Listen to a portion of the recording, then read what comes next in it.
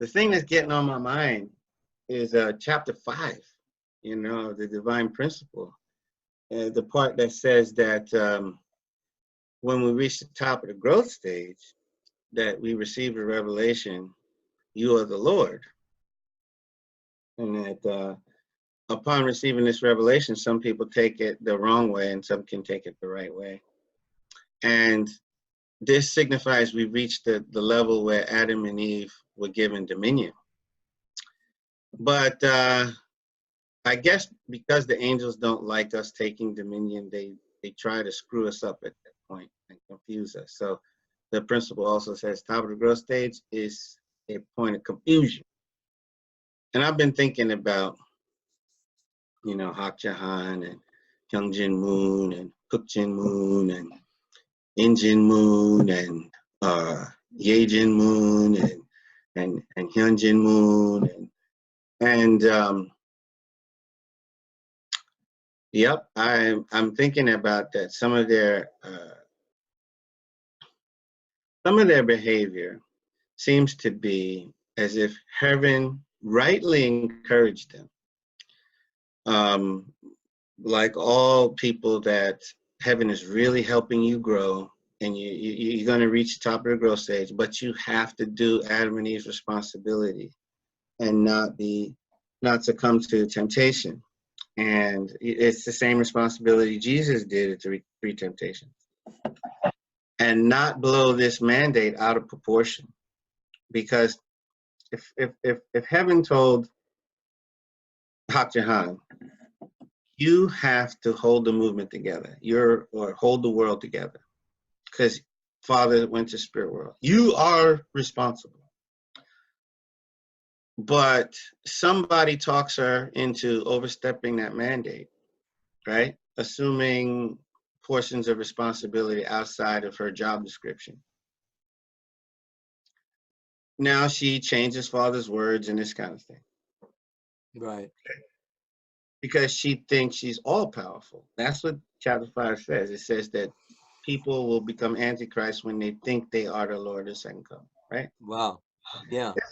So I'm trying to make sense of this craziness.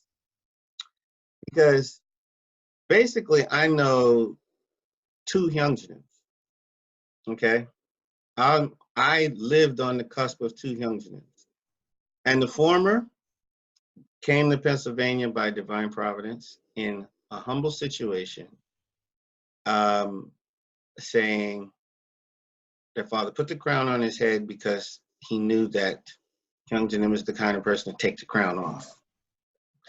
But then I saw a struggle between Hyunjin and Kukjinim in how to manage this idea of children of God above church workers. And Kukjinim was blocking Hyunjin. So Kukjinim became the reason why Hyunjin couldn't reprimand or manage or deal with Lord Schwartz, for example. This is an example. So, but it came to my attention that Kukjinim is the reason why Hyunjin can't just, if it's his organization, can't he scold, reprimand, or counsel his own worker about abusing people? Apparently not, because of some agreement, whether spoken or unspoken, between the 2 brothers. Anyway, it's there. As I talked to Kukjinim, his view of value is different from mine. I said to him one day, isn't our spouse, and I have Father's words to support this, he said, God, Jesus, and 2 parents cannot imagine anything more valuable than our blessed spouse. I said to Kukjinim, isn't our spouse the best thing that Father, the most valuable thing Father gave us? And Kukjinim goes, no. He says the Constitution is. The Constitution that he apparently wrote. Or maybe it's not. I hope I'm not being too brash, but yeah, I mean, seriously? Bro, he seriously said that.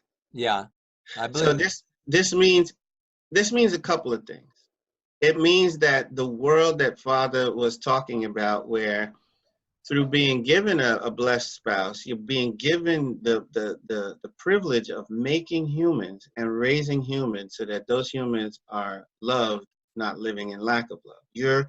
You're the person holding the world together by making those humans, right?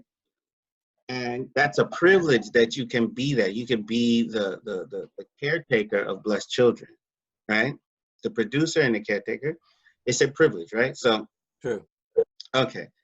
So that that is not as important to the maintenance of the ideal world as a set of rules written out by a person who happens to be himself, right?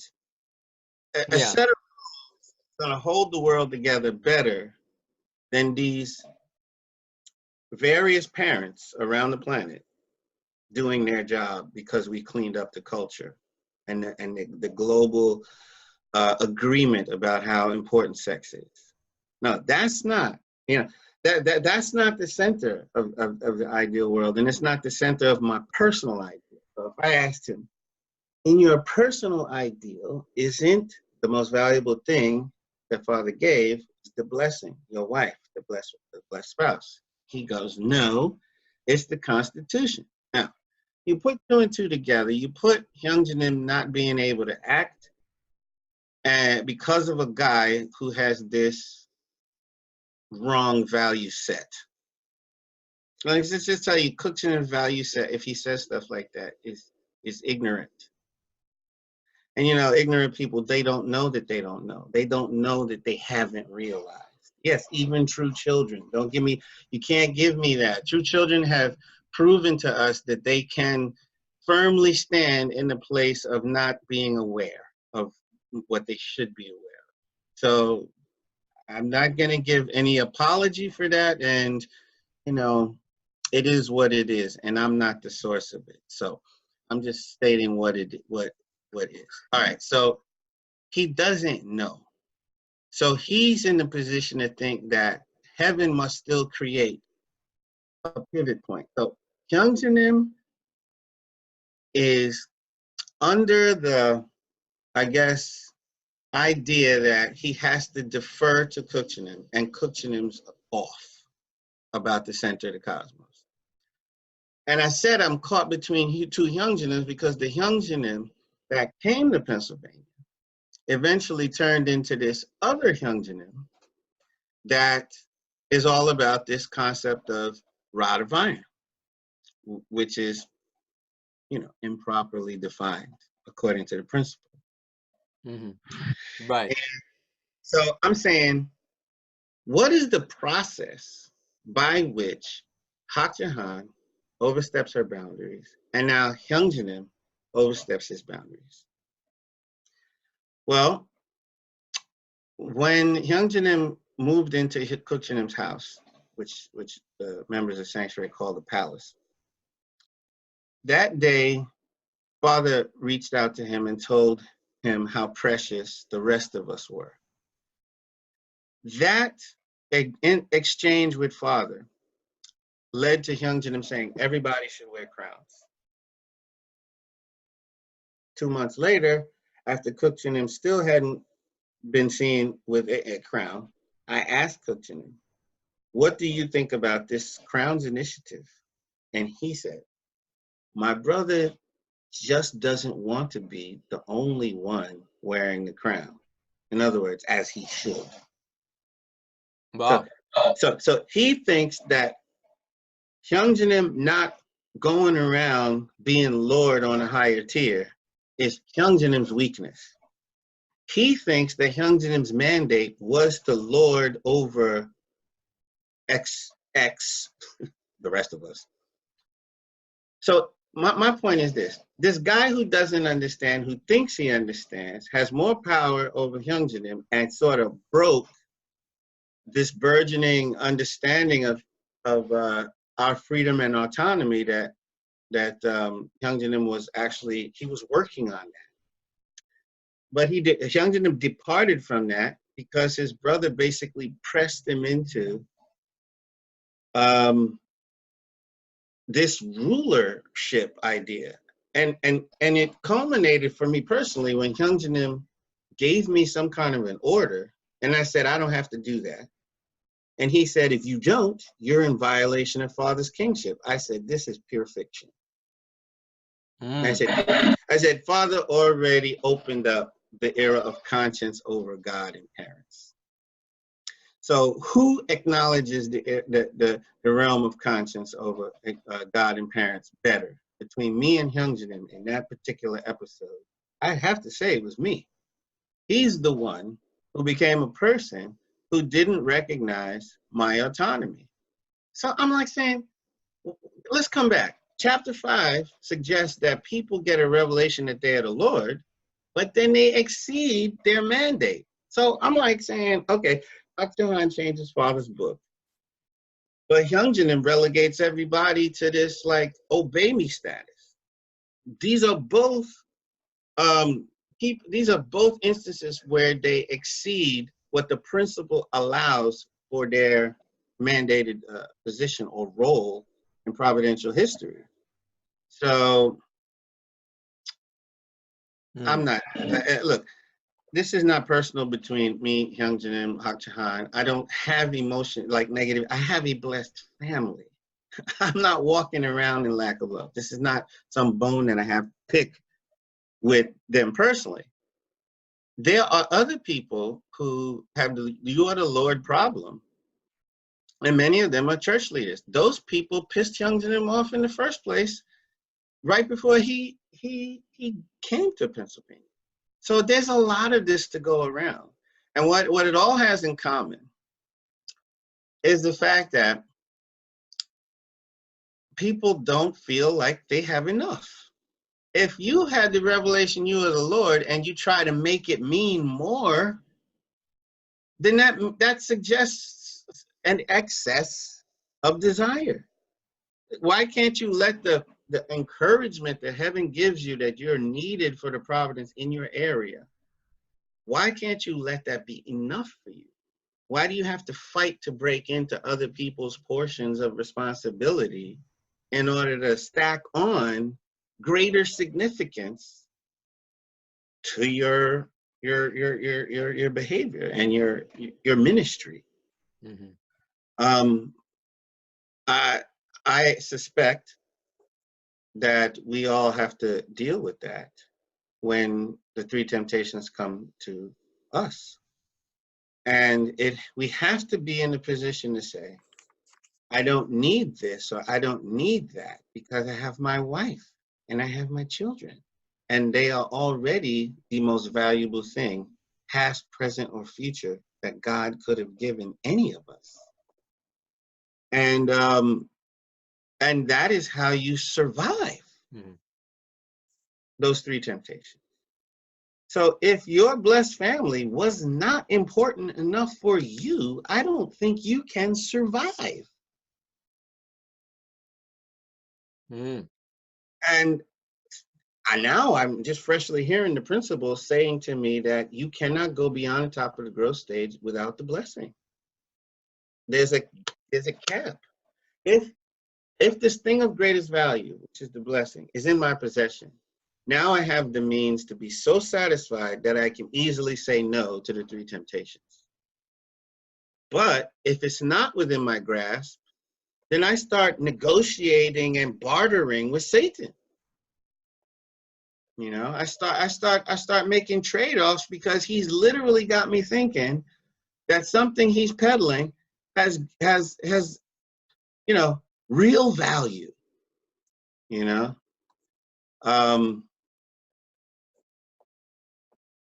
True Mother already had the thing of highest value. But did she see that? I once asked Hyunjin this. Did True Mother think that True Father was the best gift that God ever gave her?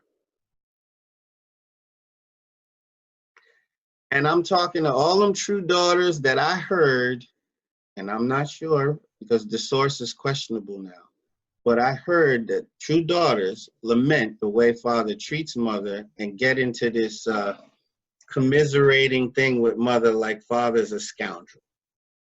And if that's the case, And they helped Hak Jahan persist in a state of dissatisfaction.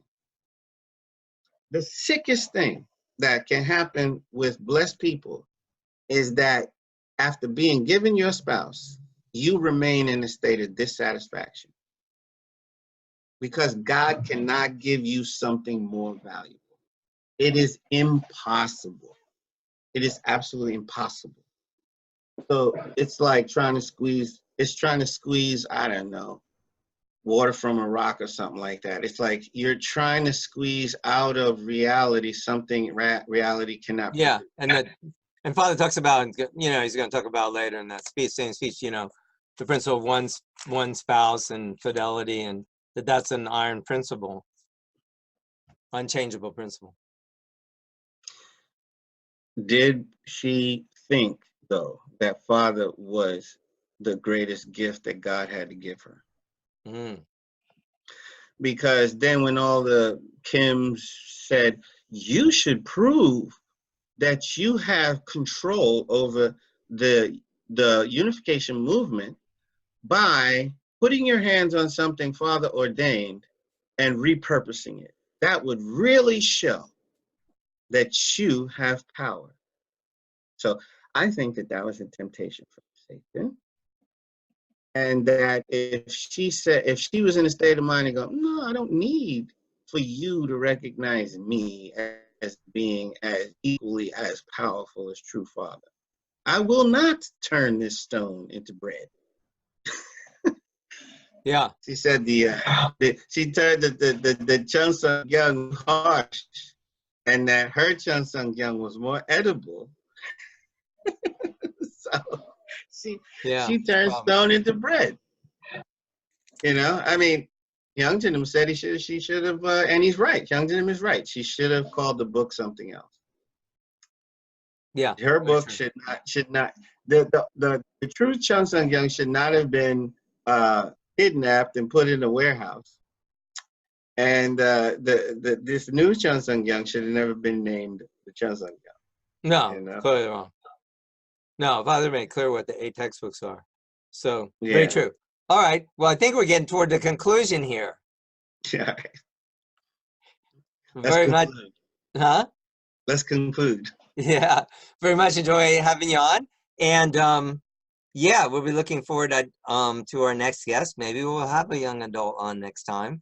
And if you want to be on the show, contact me. We'll see, you know, about that. Hey, if you would have me, but yeah, sure. Yeah, or anyone who's out there listening, they can see if, you know, they want. I got a few recommendations. Really good, really cool people. Yeah. We'll definitely go over that. I think you've mentioned some. So yeah. So I'm going to yeah. Let's see here. So we'll go back to this. Yeah. So say thank you very much for coming on, and we want to really yeah, I think praise God and be edified by the word, and we thank God for our lives and for the work of our true Father, Reverend Sun Moon, and we want to see a better world, and it does begin, I think, with, you know, absolutely faithful, you know, as true Father calls, absolutely good sex in the family, you know, and he talks about the true lineage. So if these ideas are new to you, I encourage you to you can grab this speech off of our website, visionroot.org, and you know, study more about it. We'll be talking about these things and what's on our guest mind. And yeah, thanks again for coming on this evening. Hey, Richard, I really appreciate that you provided an opportunity for me to share these things. And the fact that you did it, I count it as an act of love. I really appreciate it. Thanks for inviting me on. Most welcome. Okay, so that concludes our show. Do be blessed, and we will see you next time on Richard Urban Show. And thank you for joining us this evening.